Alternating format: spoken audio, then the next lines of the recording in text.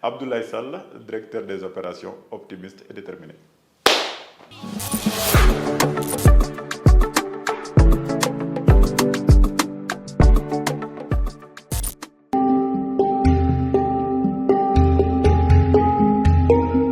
Avant Plan International, j'étais dans une agence nationale d'ailleurs, de conseil agricole. Donc ce fut la première expérience au niveau des finances, admin et aussi opérations de manière globale.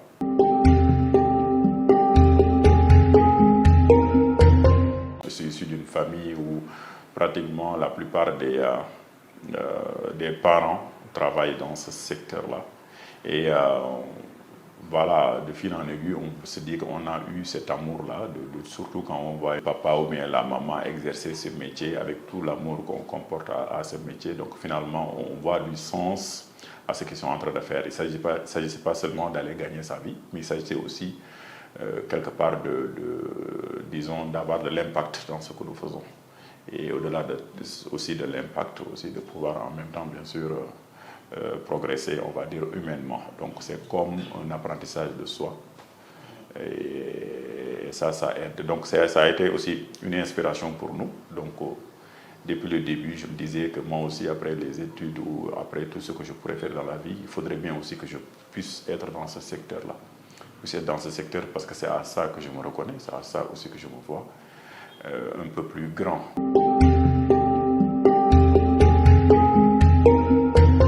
De manière générale, les opérations, c'est, on va dire, à l'image d'un véhicule qui est censé un peu conduire à bonne destination sa clientèle.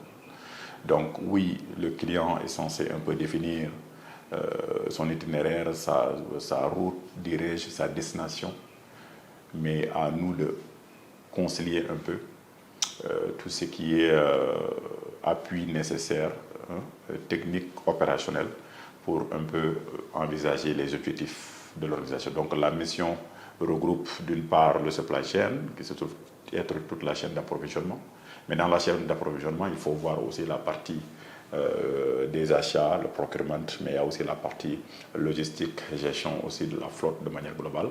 Mais vous avez aussi de l'autre côté aussi, on va dire les IT, qui se trouvent être aussi des fonctions support.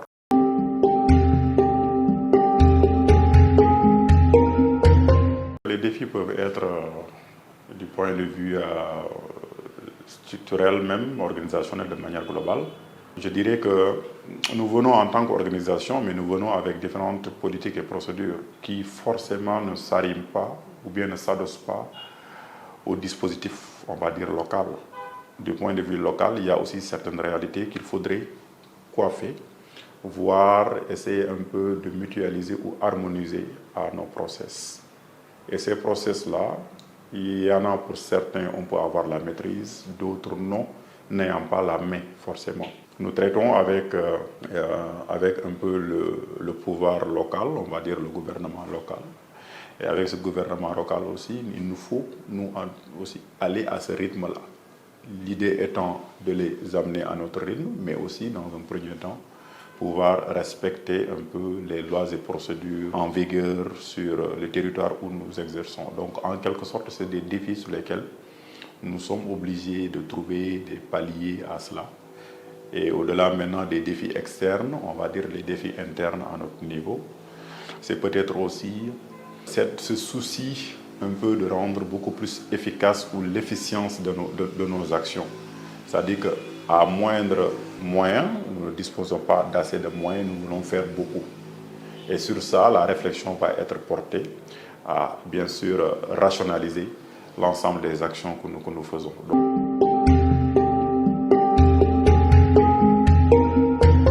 Le métier des opérations, ça regroupe énormément de choses. C'est-à-dire qu'il faut être bon sur la partie légale, il faut être bon sur tout ce qui est finance, il faut être bon sur tout ce qui est administration des entreprises publiques, bien sûr privées. Il faut être bon en ce qui concerne un peu les aspects de négociation, des discussions, le tact, Mais et quand je dis bon, je parle du bon technique. Je ne parle même pas de maintenant, dans la pratique, comment se faire. Et dans la pratique, l'autre aptitude qu'il faut avoir, c'est vraiment voilà, ce dynamisme. Ce qui est bien, c'est que cela ne force pas d'être quelqu'un d'autre. C'est un peu ce qui est intéressant avec ce métier. Vu qu'on touche à du tout, on fait un peu du tout, donc à chaque fois on se redécouvre, on ne s'inscrit pas forcément dans la routine de tous les jours. Et à cela, finalement, à chaque fois au réveil, au matin, nous nous disons qu'il y a encore un autre nouveau dossier.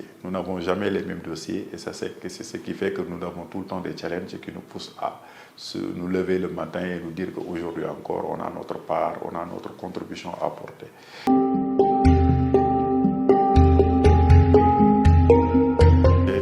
À Kédougou, lors d'une simple rencontre trimestrielle où nous avons été dans un site d'Indifelo.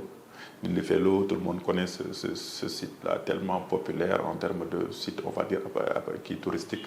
Mais voyez-vous, en même temps qu'on est en train de penser l'aspect touristique, mais on ne pense pas à la communauté locale qui n'avait pas en son temps un district qui répondait aux normes de santé, ne serait-ce que nationales.